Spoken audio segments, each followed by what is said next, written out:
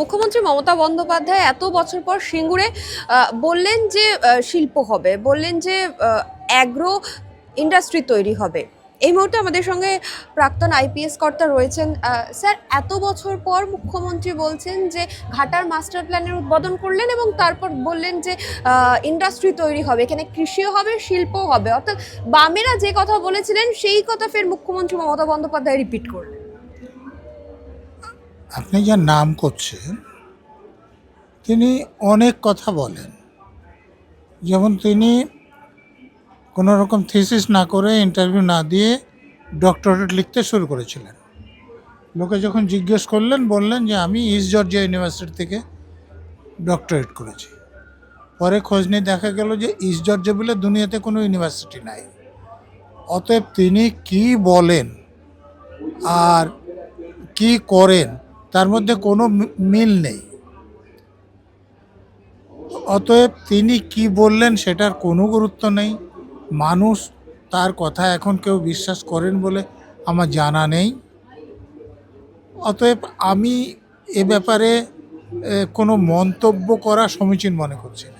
মানে এই যে সিঙ্গুরে আজকে মুখ্যমন্ত্রী বললেন যে আমি এখানে এসে ২৬ দিন অনশন করেছি, আমি এইখানে এখনো পর্যন্ত সিঙ্গুরের মানুষরা এই যে চাল পায়, টাকা পায়, সেইগুলো এখনো চলছে এবং সিঙ্গুর নিয়ে এখনো উনি মানে ভীষণ ইমোশনাল, সেটা বলছেন। ২৬ দিন অনশন করে কোনো লোক সুস্থ থাকে? উনি যে ২৬ দিন অনশন করার পর সুস্থ ছিলেন, তো সেইটাই তো প্রমাণ করে চিটিংবাজি। এবং দীপক ঘোষ যেটা লিখেছিলেন, যদি তা ঠিক হয়, খেয়ে দিয়ে অনশন। যেমন উনি সারাদিন খেয়ে দিয়ে ইফতার করেন, সেরকম অনশন। তো সেরকম অনশন তো লোকের সঙ্গে প্রতারণা করা। এই যে তার দলেরই তো মমতাওয়ালা ঠাকুর কদিন অনশন করতে পারলেন? রামদেব, যিনি ব্যায়াম করা, যোগ করা লোক, কদিন অনশন করতে পেরেছিলেন? অতএব কেউ সত্যিকার অনশন করলে ২৬ দিন বেঁচে থাকে না, তার আগেই মরে যায়। তো ২৬ দিন অনশন করে যারা বেঁচে থাকে তারা কীরকম অনশন করে সেটা আপনারা বুঝে নেন। এবং প্রত্যেক বছরই ভোটের আগে ঘাটাল মাস্টার প্ল্যানের একটা করে মানে জিগির ওঠে বলা চলে। প্রত্যেক বছরই বলে যে এই বছর ঘাটাল মাস্টার প্ল্যান হয়ে যাবে এবং বলছে এত বছর অপেক্ষার পরও কেন্দ্র থেকে কিছু পায়নি, ফলে রাজ্য সরকারই নিজে করছে এবারে ঘাটাল মাস্টার। দেখুন, ভোটের আগে কিছু বলা যে আমাকে এবার ভোটটা দাও, আমি ৫ বছরের জন্য ক্ষমতায় আসি, তারপর আবার তোমাদেরকে নতুন করে প্রতিশ্রুতি দেব, আপনারা বিশ্বাস করলে করুন। আর ঘাটার মাস্টার প্ল্যানের উদ্বোধন সিঙ্গুরে কেন?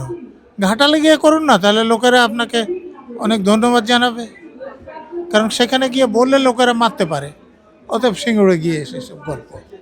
ফের ২০২৬-এর আগে মানে সিঙ্গুরই কেন বেছে নিচ্ছে মুখ্যমন্ত্রী মমতা বন্দ্যোপাধ্যায়? কারণ ২০১১ সালে সেই সিঙ্গুর নন্দীগ্রাম দিয়েই ওনার উত্থান।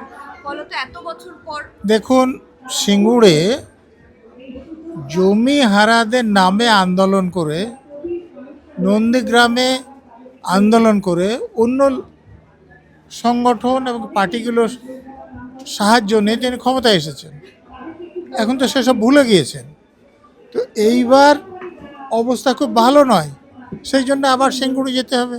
আবার হয়তো তিনি নন্দীগ্রামে যাবে। ২১ সালে তো নন্দীগ্রামে গিয়ে ওখান থেকে পায়ে আঘাত লেগেছিল, উনি সেখানে হাসপাতালে ফার্স্ট এডও নেননি। ওখান থেকে কলকাতা আসার পথে হাসপাতাল ছিল, কোথাও ফার্স্ট এড নেননি। সোজা এসে পিজি হাসপাতালে ঢুকে পছন্দের ডাক্তারকে দিয়ে পায়ে ব্যান্ডেজ বাঁধিয়েছিলেন, তারপর সে ব্যান্ডেজ দেখিয়ে ভোট করেছিলেন। তো এবার কি দেখিয়ে ভোট করবেন, একটা কিছু ভিকটিম কার্ড তিনি চাইছেন। মানে মুখ্যমন্ত্রী ভোটের আগেই এই কেন্দ্রগুলোকে বেছে নেন, মানে সিঙ্গুর, নন্দীগ্রাম, ঘাটাল, যাতে ভোটটা এবারে আসে। আর কিচ্ছু না, উনি তো সাধারণ মানুষের যে উপকার করতে চান না সেটা ইতিমধ্যে প্রকাশিত, যে উনি কোনো নিয়মকানুন রাখেননি রাজ্যে। এই যে আনন্দপুর বলে যেটা বলা হচ্ছে, যেখানে নাজিরাবাদে আগুন লেগেছে।